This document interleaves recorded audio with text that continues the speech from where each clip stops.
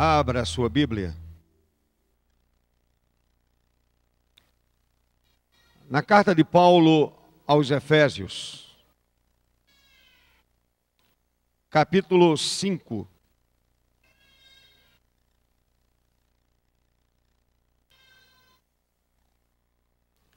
Verso 18.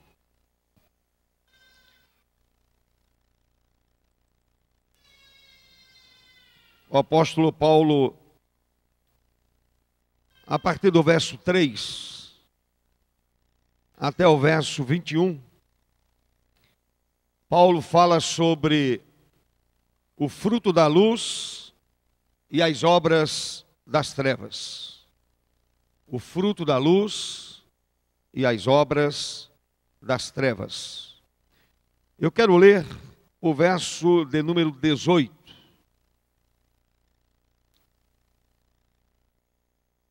Um texto conhecido, bastante conhecido, que fala sobre o enchimento do Espírito Santo, que fala sobre a pessoa do Espírito, esse Espírito que nos leva a praticar o fruto da luz. Paulo diz: e não vos embriagueis com vinho, no qual há dissolução, mas enchei-vos do Espírito. Amém? Não vos embriagueis com vinho, no qual há dissolução, mas enchei-vos do Espírito. Curve a sua cabeça mais uma vez e vamos à presença do nosso Deus em oração. E é bom a gente ter essa comunhão com Deus, conversar com o Senhor, orar, buscar a sua face bendita e eterna. Amado Deus, seja para sempre bendito o teu nome. Tu és o nosso Deus. Não há outro além de ti. Por isto, meu Deus, nos curvamos diante de ti. Nos curvamos diante da tua presença. Presença que faz estremecer a nossa vida. Presença que também consola o nosso viver. Presença que alegra o nosso cotidiano. Presença que nos dá autoridade sobre as obras das trevas. É a presença de Deus. É a ação do Espírito Santo do Senhor que nos foi dado como consolador. Espírito que nos conduz a toda a verdade. Espírito que nos capacita a viver a vida cristã com integridade. Apesar das nossas falhas, dos nossos pecados, das nossas fraquezas, das nossas limitações, o Senhor, apesar dessas coisas todas, o Senhor nos usa, nos abençoa, nos perdoa e continua enchendo a nossa vida com o poder do alto, com o poder do Espírito. E nesta manhã, Senhor, usa esta palavra para despertar a minha vida e a vida de cada pessoa aqui presente. E assim o nome do Senhor, nome que está acima de todo nome, seja honrado e glorificado.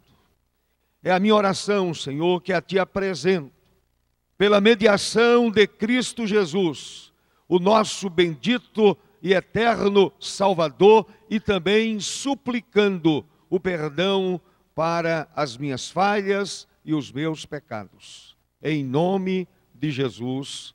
Amém, Senhor. Amém. Meus amados irmãos, meus queridos em Cristo, no verso 14, o apóstolo diz uma coisa interessante à igreja. Desperta, ó tu que dormes, levanta-te de entre os mortos e Cristo te iluminará. É claro que o texto se aplica à vida daquele ou daquela, à vida da pessoa que está vivendo longe do Senhor, mas de repente a igreja de Cristo precisa despertar para algumas realidades espirituais, para algumas verdades que muitas vezes nós deixamos de lado. Conhecemos essas verdades, porém essas verdades não fazem parte da nossa vida cristã no dia a dia. E nesta manhã eu gostaria de falar sobre a pessoa bendita do Espírito Santo.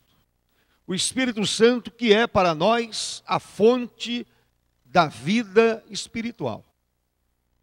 Separado do Espírito Santo, à margem do Espírito Santo, eu e vocês não teremos vida espiritual abundante. Não teremos uma qualidade de vida como Jesus nos falou. Ele disse que teríamos vida abundante ou vida de qualidade, vida boa, vida agradável aos olhos do Senhor nosso Deus. Essa vida só é possível quando nós oferecemos o nosso ser à pessoa do Espírito. Quando oferecemos o nosso coração para o Espírito nele habitar.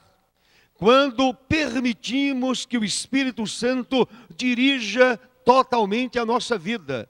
Quando permitimos que o Espírito Santo dirija o nosso pensar. Quando permitimos que o Espírito Santo dirija a nossa fala. Quando permitimos que o Espírito Santo dirija o nosso olhar.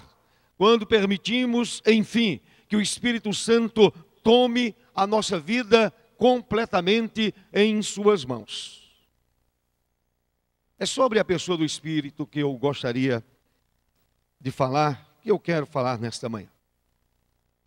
E eu quero iniciar dizendo o seguinte: o Espírito Santo é a única maneira pela qual o homem aproxima-se de Jesus. A pessoa do Espírito é a única maneira pela qual a pessoa se aproxima da intimidade de Deus. É a pessoa do Espírito que nos aproxima do Salvador. Assim como o sangue do Cordeiro, o sangue de Jesus, derramado na cruz, é a fonte de todo mérito salvífico, é a fonte de todo mérito da salvação. De igual modo, o Espírito Santo é a fonte de toda vida espiritual. Não há outra fonte. Não há como a pessoa ter uma vida espiritual abundante, pungente, equilibrada, sem essa presença gloriosa do Espírito. Infelizmente, meus amados, infelizmente, muitos querem viver o cristianismo à parte do dinâmico poder do Espírito. querem viver o cristianismo à sua maneira. Querem viver o cristianismo à parte do poder dinâmico do Espírito Santo de Deus. A palavra diz que o crente renascido, ou nascido de novo, recuperado para a glória de Deus, a partir dessa regeneração, a partir da conversão, a partir do momento do encontro com Jesus, essa pessoa passa a ser templo do Espírito. Passa a ter a companhia do Espírito Santo. O Espírito habita aquela vida, habita aquele coração. Eu atendi um casal essa semana. E aí o casal me disse uma coisa interessante. O casal me disse que esteve num culto. E de repente duas irmãs, membros de uma determinada igreja, estavam naquele momento de culto e de repente ficaram possessas.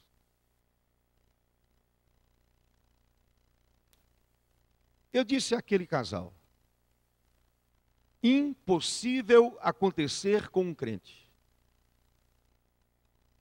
Se aconteceu, aquelas duas mulheres não são.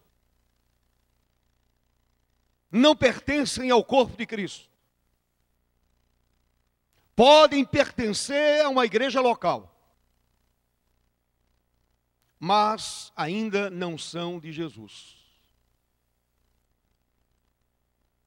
Duas pessoas não podem ocupar o mesmo espaço ao mesmo tempo. Se o Espírito Santo está dentro de mim, está dentro da minha vida e é uma pessoa, um demônio não pode ocupar aquele espaço já preenchido.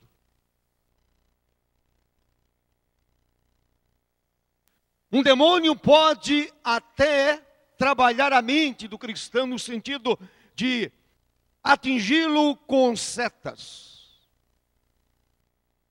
Como diz Paulo, dardos inflamados do maligno. Mas nunca uma pessoa nascida de novo pode ficar possessa. Não creio, não é bíblico. E na história da literatura cristã não há nenhum exemplo sequer, comprovadamente, que ensine que uma pessoa cristã pode ficar possessa. Isto não existe. De jeito nenhum. Portanto, meus irmãos, nós somos templos do Espírito. Morada do Espírito, casa do Espírito Santo. Ele está dentro de nós, Ele habita a nossa vida, Ele habita o nosso coração, Ele está dentro de mim e dentro de você. Porém, infelizmente, muitos querem viver o cristianismo à parte do dinâmico poder do Espírito Santo. A escritura do texto que lemos apresenta-nos o modelo bíblico de vida que implica em envolvimento absoluto com a pessoa bendita do Espírito Santo. Aqui está o modelo. Paulo diz: enchei-vos do Espírito. Paulo mostra o caminho. O crente deseja fugir das obras das trevas, da inclinação natural do homem para as coisas erradas. O caminho é se encher ou permitir que o Espírito encha a sua vida. Em outras palavras, é necessário permitir ao Espírito controlar a vida inteira da pessoa. Totalmente. Agora devemos observar outra coisa do texto. Você sabe disso, eu sei, todos nós sabemos. Eu já ouvi muitas palavras sobre o texto que li. Eu já preguei diversas vezes sobre este texto, não com esse tema, com outra visão. Devemos observar que quando Paulo escreve aqui em Efésios, capítulo 5, verso 18, Paulo não está fazendo uma simples recomendação.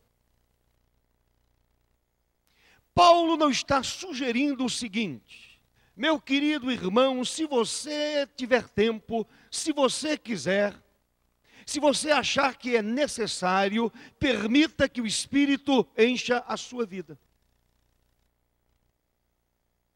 Paulo não está deixando a decisão na mão daquele que nasceu de novo. Paulo ensina aqui no texto que é um mandamento. O que Paulo está ensinando aqui é um mandamento de Deus.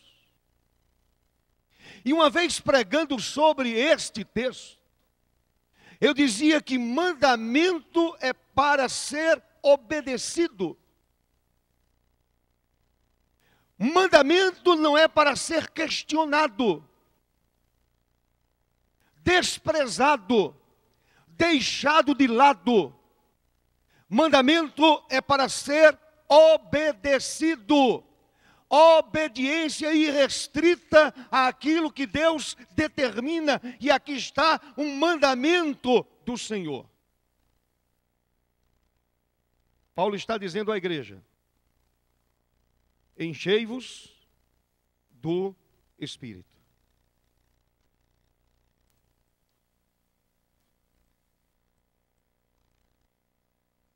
A exegese do texto, no original, no grego, mostra que o tempo presente do verbo dá a ideia de enchimento progressivo. É como se Paulo estivesse dizendo à igreja: ide-vos enchendo diariamente.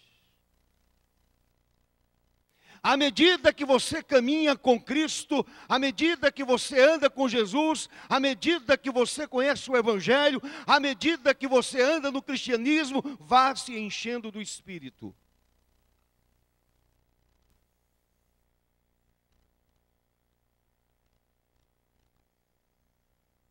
Isto significa que este processo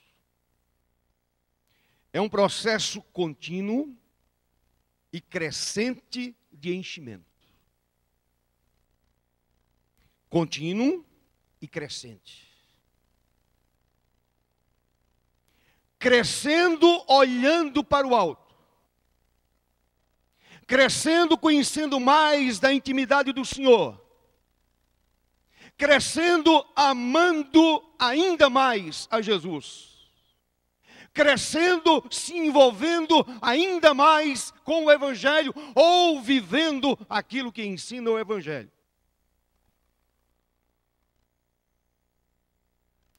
Crescendo significa misturando cada vez mais a sua vida com a vida de Jesus. A tal ponto que a pessoa diz: parece-me que ali está Jesus. Por isto você vai entender aquela fala de Paulo, quando ele disse: olha, imitem a minha vida, imitem o meu viver, e vocês estarão imitando a vida de Jesus. Por que Paulo fez esta afirmação? Porque Paulo era um homem que estava continuamente se aproximando de Jesus através do enchimento do Espírito.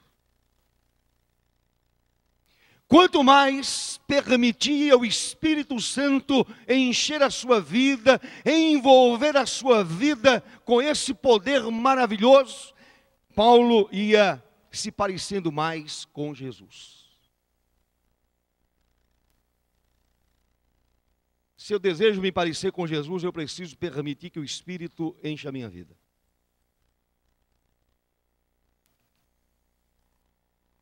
Meus irmãos, a Escritura enfatiza que é o Espírito Santo que promove todas as fases da vida espiritual. É a pessoa do Espírito Santo que promove todas as fases da vida espiritual. Vejamos. Primeiro, e você vai entender isso. O homem só pode ser salvo pela ação do Espírito Santo. Por isto eu não creio em conversão progressiva. A pessoa que vai se convertendo aos poucos, eu não creio nisso. A conversão é um hábito, é uma ação do Espírito Santo na vida de um homem perdido. Santificação é outra coisa, esta sim é progressiva. E torna-se progressiva à medida que eu permito que o Espírito Santo domine a minha vida. Caso contrário, terei uma vida cristã completamente paralisada, estacionada, sem crescimento nenhum. O homem só pode ser salvo pela ação do Espírito Santo. Em outras palavras, é o Espírito que aplica a obra da redenção à vida do homem pecador. Não é a igreja, não é o pastor da igreja, não é a palavra do pastor da igreja, não é o sermão pregado pelo pastor. É obra do Espírito. O Espírito Santo aplica a obra da redenção à vida do homem pecador. Se você abrir a sua Bíblia, no Evangelho de João, um texto bem conhecido. Evangelho de João, capítulo 3. A história é bem conhecida de Nicodemos. Verso 5 e verso 6.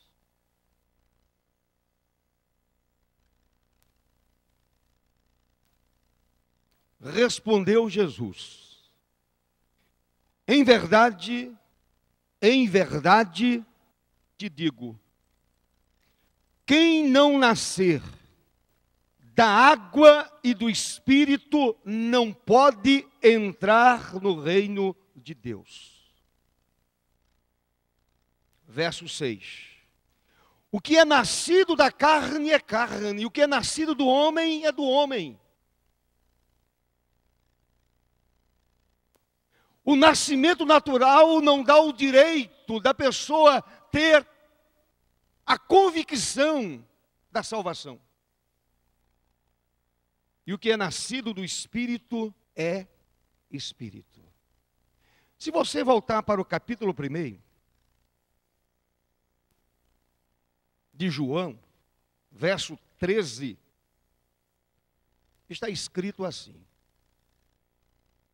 os quais não nasceram do sangue, nem da vontade da carne, nem da vontade do homem, mas de Deus. Pela minha própria vontade, o mundo inteiro estaria salvo. A cidade de Maceió estaria salva. Cada habitante da cidade, cada indivíduo.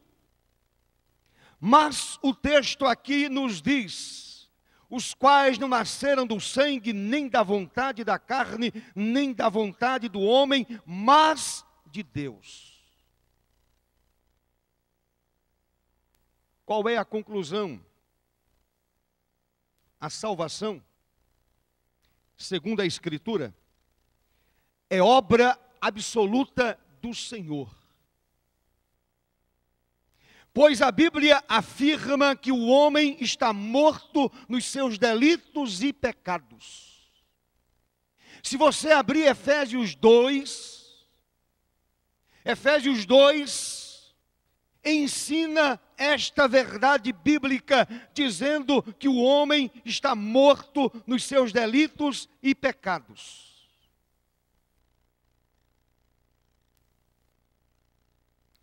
Observe o verso 1. Ele vos deu vida, estando vós mortos nos vossos delitos e pecados. Ele,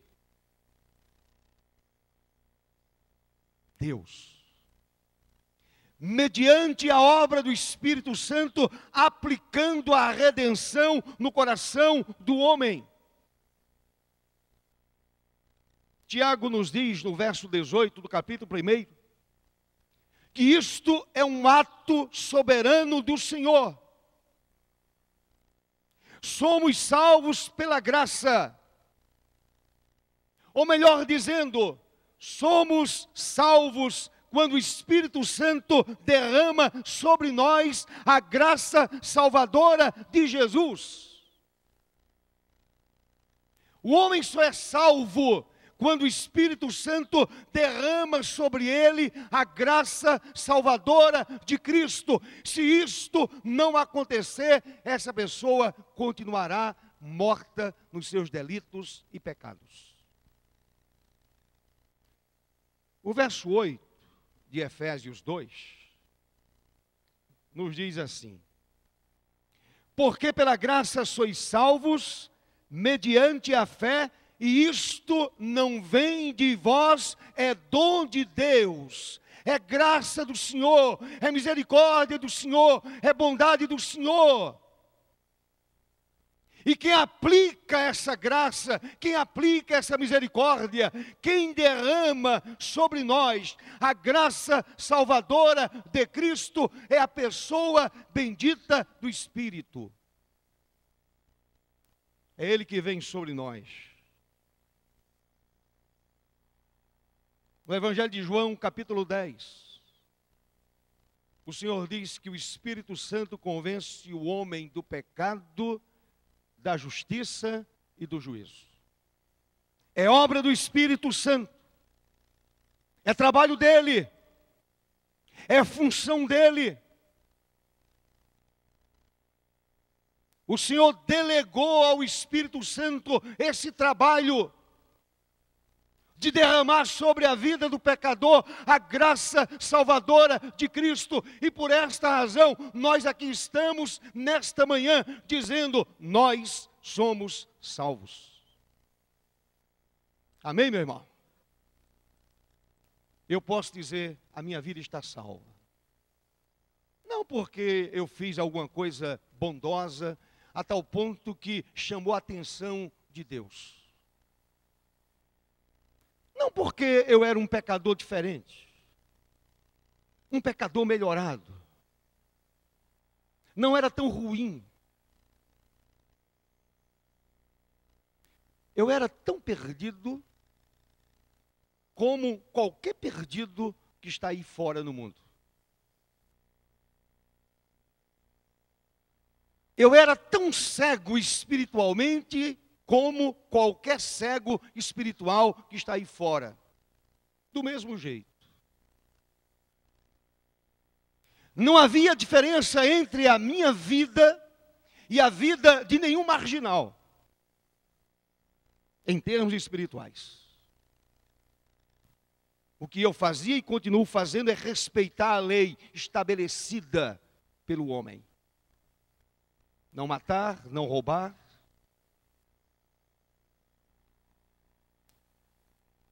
Não espancar, não violentar, não prejudicar a ninguém.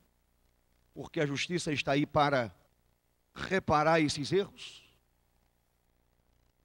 Porém, em termos de conhecimento de Deus, de vivência com Deus, eu era igual ao pior marginal. Igual ao ladrão da cruz que foi pregado ou amarrado ao lado de Cristo, crucificado ao lado de Jesus.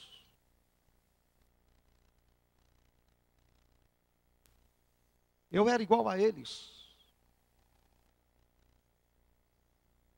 Portanto, irmãos, a salvação acontece quando o Espírito Santo derrama sobre nós a graça salvadora de Jesus.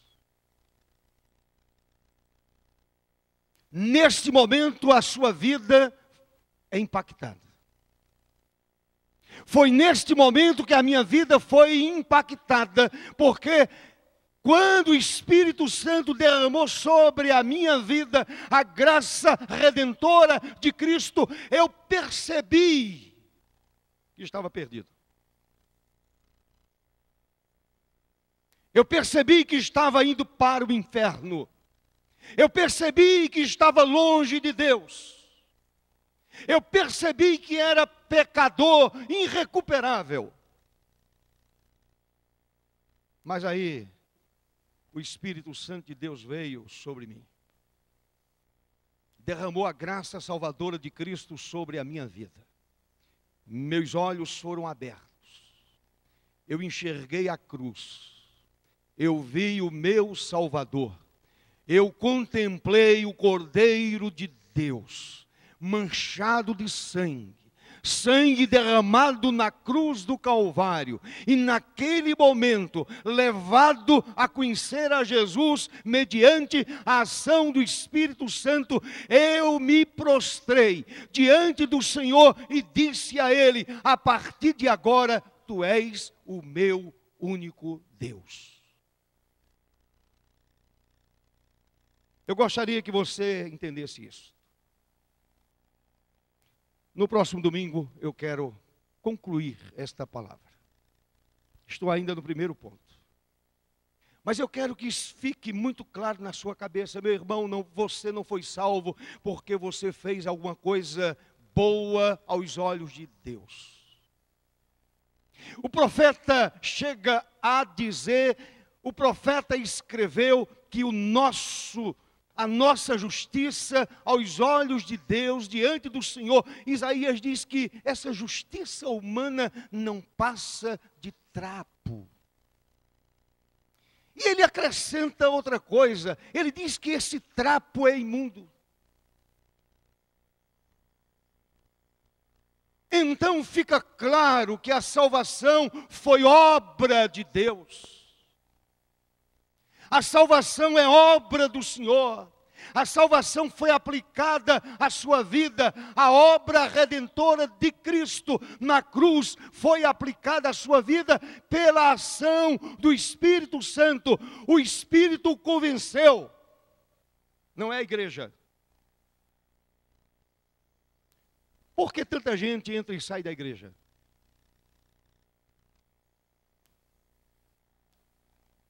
Porque, infelizmente, conheceu somente a igreja, a instituição. E aí começa a olhar para um, para outro, achando defeito em tudo e em todos. E quando acha defeito é o pior. A pessoa é pior do que aquelas nas quais encontra defeitos. É muito pior. E aí não fica. Porque quem está em Cristo, quando a obra redentora é aplicada à vida, essa pessoa tenta melhorar a comunidade. E tenta ajudar aquele que está em Cristo e está pisando na bola. Então, meus amados, espero que nesta manhã você tenha compreendido esta verdade. Esta primeira verdade. E você ponha no seu coração. Aqui. E você saia convencido de que a salvação é obra somente de Deus. A salvação é a aplicação da obra redentora de Cristo que aconteceu numa cruz, na qual Ele derramou o seu sangue, Ele deu a sua vida, Ele sofreu. Essa obra redentora do Cordeiro de Deus foi aplicada à sua vida mediante o trabalho do Espírito Santo, mediante a ação do Espírito Santo de Deus. E assim o Deus Pai, o Deus Filho, o Deus Espírito Santo nos abençoe. E nos faça crescer cada vez mais na graça de Cristo, no conhecimento de Deus. E sejamos crentes sempre envolvidos primeiramente com o Senhor. E depois, quem sabe, com o trabalho de Deus. Quem se envolve com Deus, se envolve com o seu trabalho. Quem é salvo, quem tem certeza da salvação, não deixa jamais de se envolver na obra do Rei. Deus nos abençoe em nome de Jesus. Fique em pé agora, meu irmão, e a gente vai cantar uma música.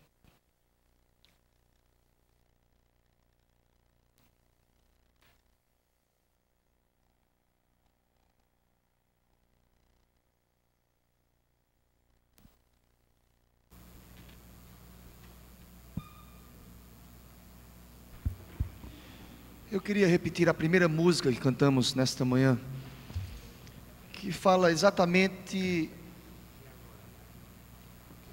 do que precisamos enquanto crentes. Nós precisamos levar amor onde há frieza, precisamos levar o perdão onde há discórdia, precisamos ser sal e luz deste mundo.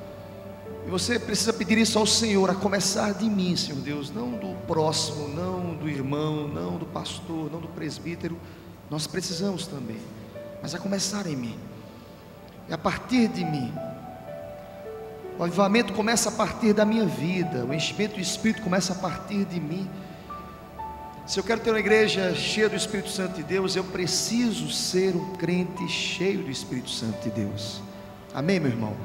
Então ora ao Senhor Deus, não apenas cante, mas ora ao Senhor, a começar em mim, Senhor. Quebra corações, para que sejamos todos um, como Tu és em nós, Senhor. Louvemos ao Senhor.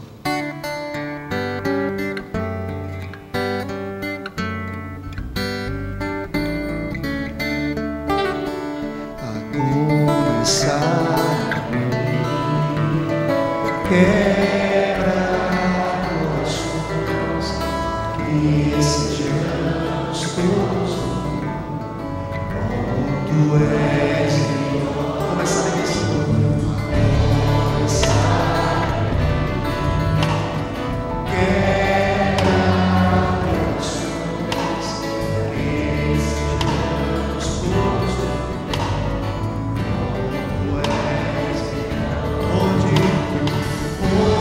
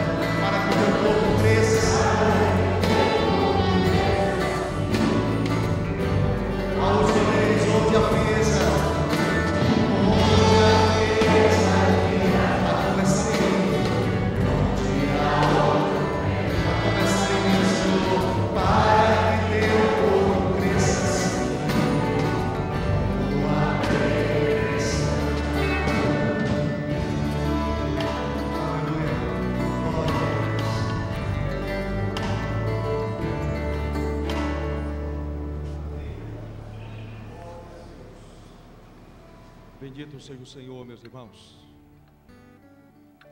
Quem é crente, nascido de novo,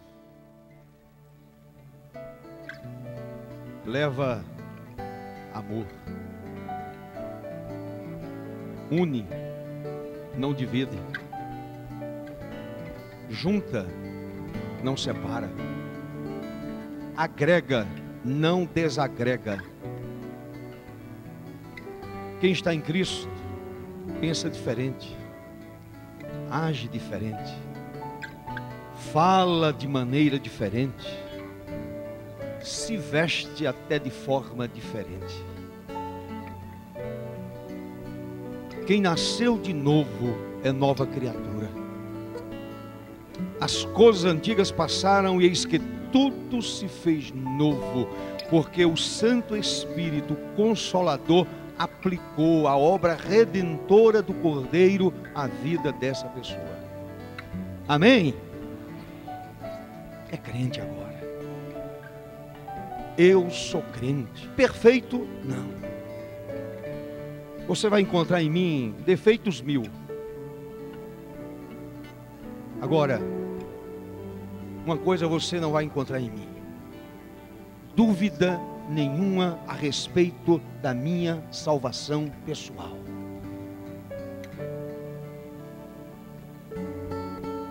Pode me encostar no canto da parede, podem me colocar diante de um pelotão de fuzilamento, eu vou continuar dizendo: eu sou crente salvo em Cristo. Se houvesse guilhotina, você vai ser morto aqui na guilhotina, continuo sendo crente em Cristo. Você vai para a fogueira, continuo sendo crente em Cristo. Você vai ser enforcado, eu continuo sendo crente em Cristo. Quem nasceu de novo não abre mão de Jesus, não o troca por nada.